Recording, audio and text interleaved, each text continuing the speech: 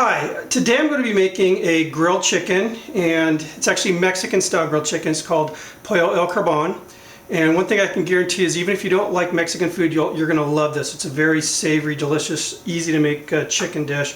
I'm going to start out with 1.5 tablespoons of chili powder, and I'm using a chipotle chili. You can use whatever kind you want. 1 teaspoon of oregano. Actually, that's a tablespoon of oregano. I'm sorry, Mexican oregano. 1 teaspoon of ground cumin, and 1/4 teaspoon of cinnamon, ground cinnamon. I have here about 5-6 cloves of minced garlic, freshly minced garlic. 3 tablespoons of apple cider vinegar.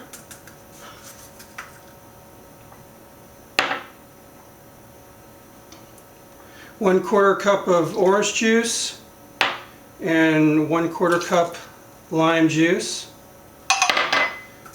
About a teaspoon of kosher salt. What I'm going to do now is just mix this up, and we'll get the chicken marinated. Okay, so here's my bird. It's about a 3.5 pound chicken, and what I'm going to do is butterfly the chicken for the grill. So if you don't know how to do that, I'm going to just do a really quick demonstration. It's pretty easy to do. I like to use shears to trim the fat off. What I'm going to do first is cut the spine off, and I'm just going to discard that. I'm not going to use the spine.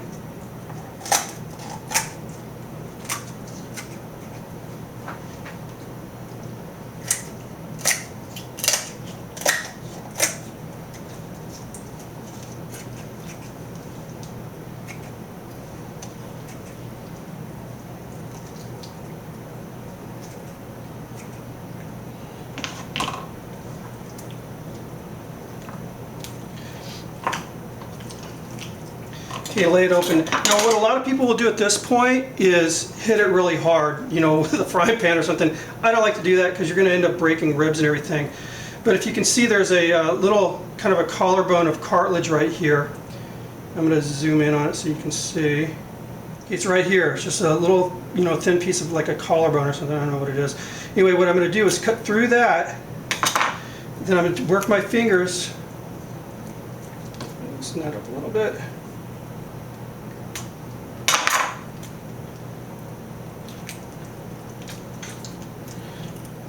Underneath the keel bone,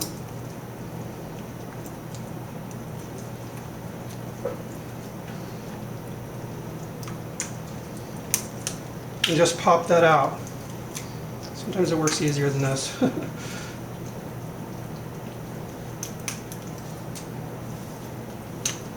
Usually easier than this. Anyway, so here's the cartilage and the keel bone, both removed. Now, as you can see, the bird lays nice and flat, nice and pretty. What I'm going to do is just give this a quick rinse, and I still have some pieces of fat that I'm going to, you know, trim off, clean it up, then I'll get it in the bag to start the marinating. Okay, the chicken's been rinsed under fresh, you know, cold water, and I patted it dry with a paper towel. Now we're going to start the marinating. And what I'm going to do is put this in a 2-gallon Ziploc bag. It's out of the way here.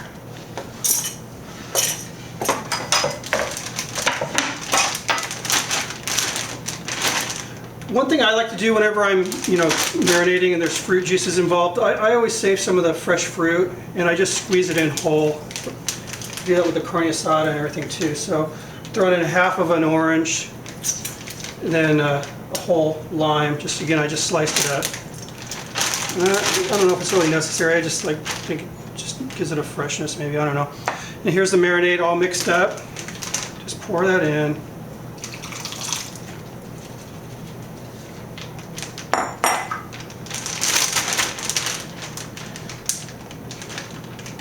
Going to seal it up, make sure that everything gets coated nice, and then I'm going to place it in the refrigerator. And I'm going to let this marinate for about 2 hours before I start grilling. All right, 45 minutes have passed, and it is time to flip the chicken.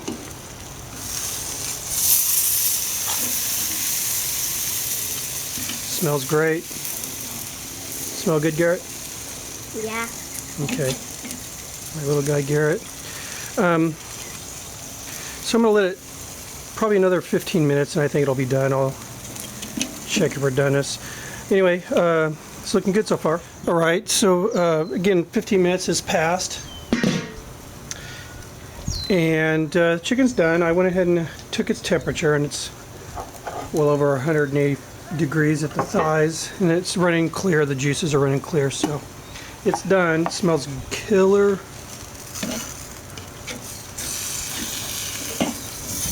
See, the legs are almost falling off. So what I'm going to do now is just let it rest for a few minutes, and I'll cut it up. Check it out.